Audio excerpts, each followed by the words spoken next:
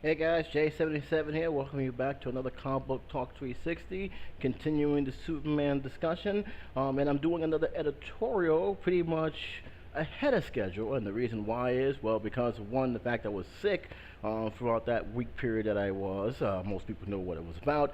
That actually messed up my fundings as well as not able to get the book that I actually wanted. I have a timetable of two books I wanted still to get. If I couldn't get the one, I always try to get the other one, but for reasons, none of the stores that I went to didn't have it, which forced me to go to Barnes and Nobles and order it from them.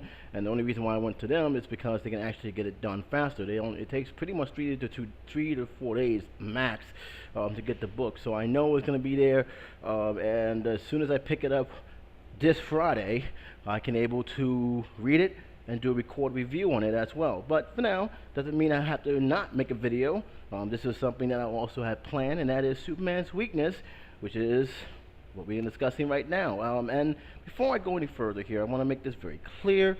This is my own opinion, my own analysis as I studied this character, as well as all the mediums that had came out based on the Superman character. So if you guys do not agree with this topic, that's fine. Again, place it in the comment section and give me your take on what I said, as well as your opinion on his greatest weakness.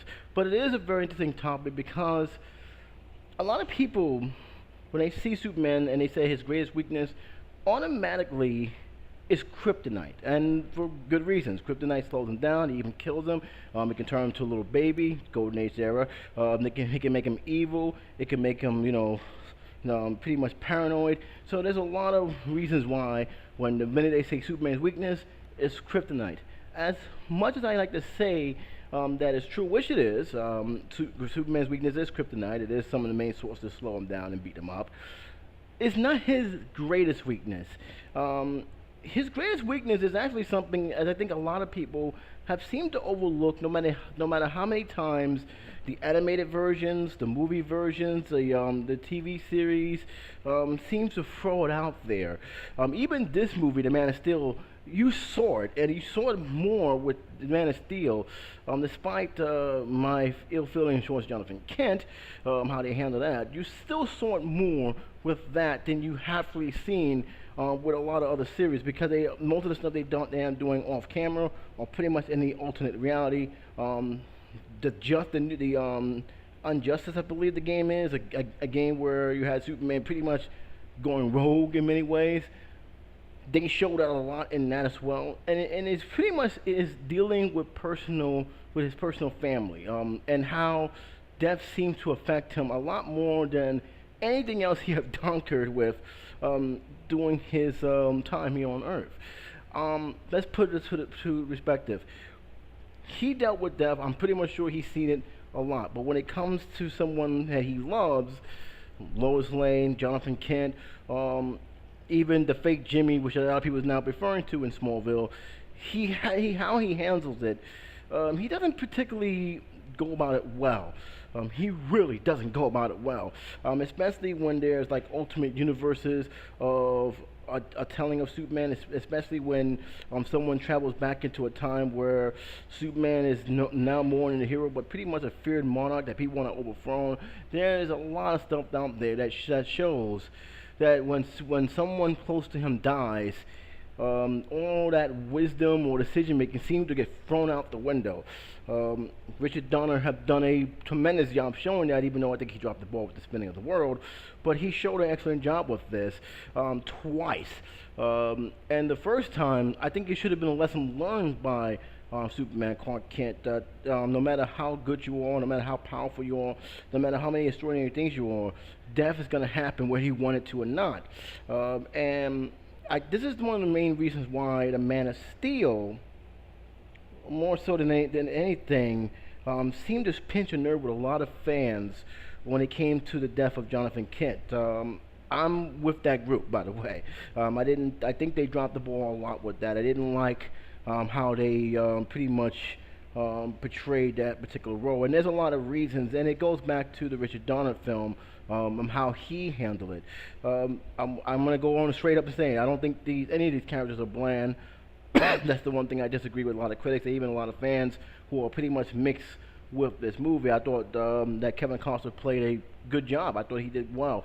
Was the scene over preachy? Yeah. I mean, there are a lot of over preachy things, but I just think, despite all the dialogue that he was given, he did his best job with the work he had to do.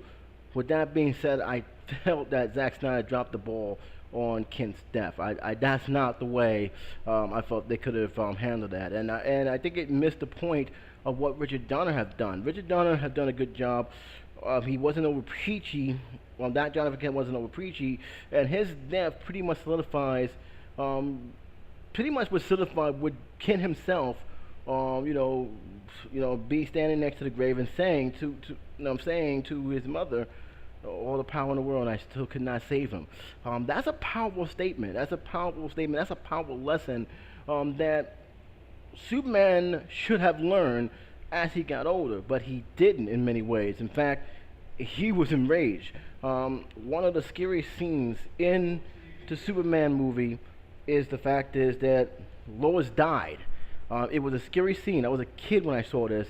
It scared the hell out of me because it was a very brutal scene. How they managed to show her death, and it was something that I don't think too many kids was expecting. I know how I wasn't expecting. And when you see Superman's reaction, and when he realized he was too late to save her,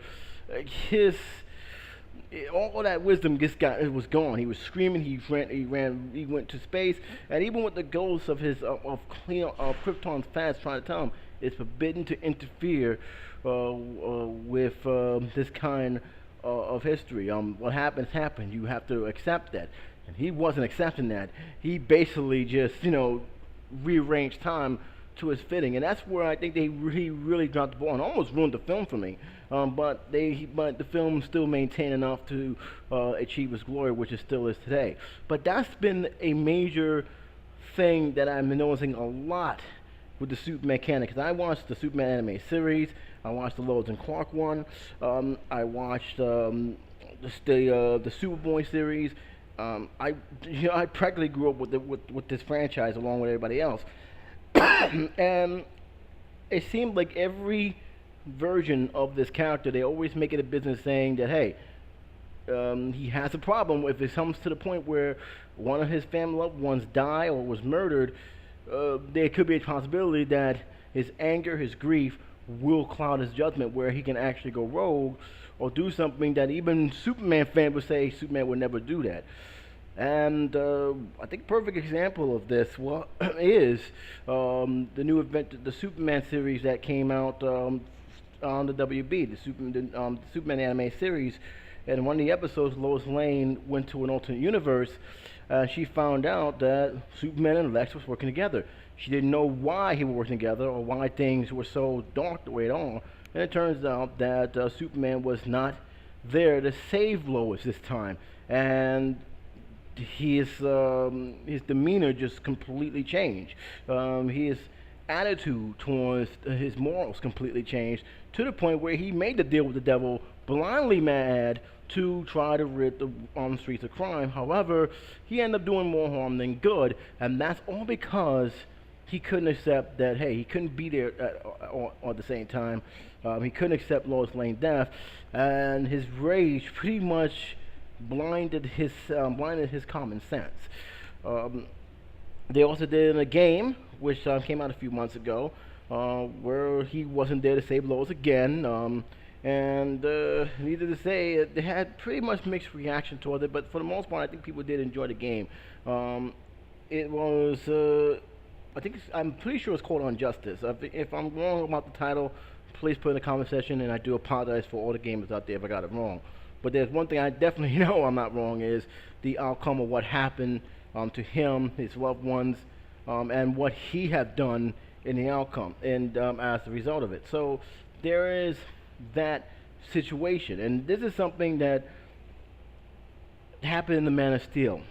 It wasn't with Jonathan Death, it was when he realized his mother was in danger. Zod came, landed on the farm, pretty much, demanding where, the ship was, pretty much threatening to seriously harm Mrs. Kent. You saw the emotion There was no restraint at that time. There was no common reason. He basically beat the hell out of him, saying, "How dare you attack my mother?" And that pretty much is an emotion, an anger emotion. He wasn't thinking at that time. You can't tell me he was thinking. I mean, he just basically went and beat the living hell out of him. As a result, he caused a lot more damage than what he probably would care to admit. But that's the thing.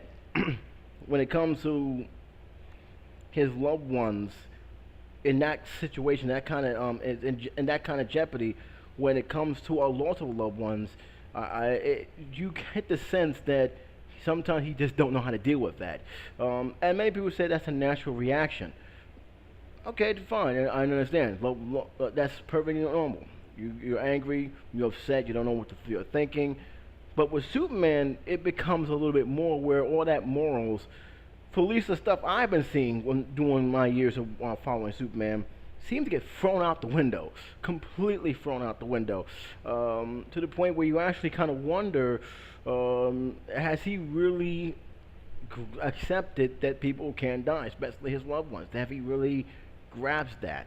I know that people say, well, he had to grasp that with Jonathan Kidd's death, because that's pretty much been the norm with most of the comic books, as well as some of the movie adaptations. Even the recent one I reviewed with Superman Earth One, he seemed to come to grips with that. But has he? I mean, has he really? Let's be honest. All it takes is someone falling in love like Lois Lane, or being so overly attached to his friends that he can basically snap. He can basically snap, especially when he feels, I have done everything for these people. I have risked my life, protecting them, and yet the one thing I actually care for is gone. What's left for me to continue fighting for? So I actually believe in some ways that is his true weakness.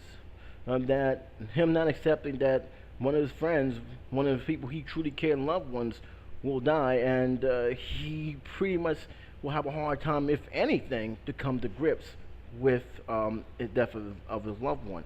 Now, you guys may think I'm crazy about that, but look back at all the Superman series you guys have followed, or the comic books you have followed.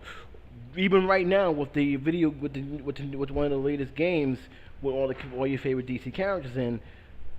Look at how he reacts to it, especially when it comes to Lois Death, or even some of the main characters' death. Smallville played that as well. Smallville, the death of Jimmy Olsen, or the fake Jimmy, as a lot of people will call it. He was beating himself up. He was angry at himself, and he just quit.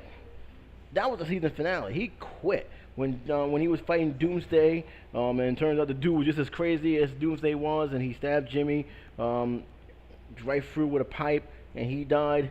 There was a sense of, this is my fault, forget about it. I don't know where that came from. But in any case, you notice that this has been a trend. So when I saw what he did in the reaction, I wasn't stunned, I wasn't surprised. I said, this has seemed to be common with Superman, especially with loved ones. So yeah, Superman's weakness is kryptonite, but his greatest weakness, I've always believed, that is him accepting the inevitable, that the people that's going to be close to him will die, and he's going to have to accept it, whether it's from natural causes or something that even he cannot control, or just wasn't there to prevent it. This is, to me, is more of a weakness to him than kryptonite, because he can, like I said, there are ways he can recover from that. Even in his greatest perils, he has shown he can actually have ways to recover from it. When it comes to this kind of situation, going by history here, he seems not to handle it too well, to the point where he can become a dangerous weapon, not only to himself, but the people he sworn he was supposed to protect. And I guess more than ever, that's why I'm not happy with the route they went for Jonathan Kent, because most of the Jonathan Kent characters I know, he died from a heart attack, heart condition, stroke. And to me, I know that people saying that's not really courageous, but it did teach Clark something. It did teach them that, hey, listen, this is natural. You can't stop that. As much as power you have, you can't stop this. Death will come sooner or later. And Richard Donner, I think, did it right. I think he did it right. I think he did it the best because of that scene which wasn't too long, and it got to the point of what he was trying to do. And despite that, and even though despite that, he still couldn't handle it. But I felt that serves a better purpose than him, just basically saying, "Don't save me, son. That the tornado takes me. I'm sorry, that's not going to happen. That's not going down like that to me. I got that kind of power. The hell with secret identity. Technically speaking, that half of Smallville know who he is anyway. What's the point of keeping it now?" But a lot of people said, no, he's willing to make that sacrifice to protect the one his son has loved. I just felt it could have been done better. Maybe that's my nitpick. That's fine. Still like the movie. I really did. I really did enjoy the movie. I really enjoyed the movie. But to me, that always seemed to bother me a lot more than probably even the ending scene, which I think a lot of people was like, "Oh, Superman can't kill." No, technically, from the series I've been seeing, yeah, he didn't. This is not the first time I see him took a life. Only this one was either he's going to take his life, Zon's life, or the Zon's going to take that family's life. So there was pretty much more of a choice. Believe me, there's a lot of nitpicking on that scene. I'm not going to get into that detail. I'm just going to focus on this one. So yeah, that's pretty much all I got to say about that. I'm pretty much like, give me a comment on that. You guys may think I'm wrong. That's cool.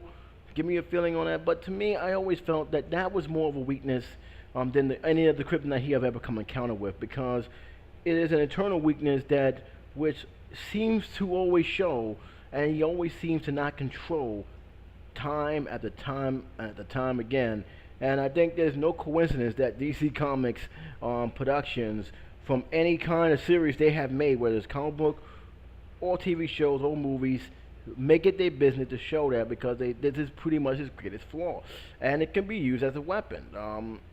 There's no question about that. It can be used as a weapon against him, because if the villain sees that, oh, I can push his buttons, forget about the people, let's go after his family members, let's see how he reacts. It can cloud his judgment. It can seriously cloud his judgment and give the upper hand. So, again, you guys may think I'm wrong. Put it in the comment section. But that's all I got to say about this. I'll promise you the next video will be a comic book review of Superman. Whatever comes first, though. If it's going to be Hidden Identity, I will do that first. But if it's the Red Sun, I will also do that one first. Both of them are going to be reviewed anyway, but I wanted to get this one out. I wanted to get one out this week. I don't want to have too much of a lag. So again, thank you for your patience, for those who are fans of Superman, as well as comic book fans in general. And like I said, always, give me your thoughts on the matter of this topic I brought up. Really love to hear from you guys, especially for you guys who are Superman fans. But as usual, this is J77 saying take care, be safe. I'll talk to you soon.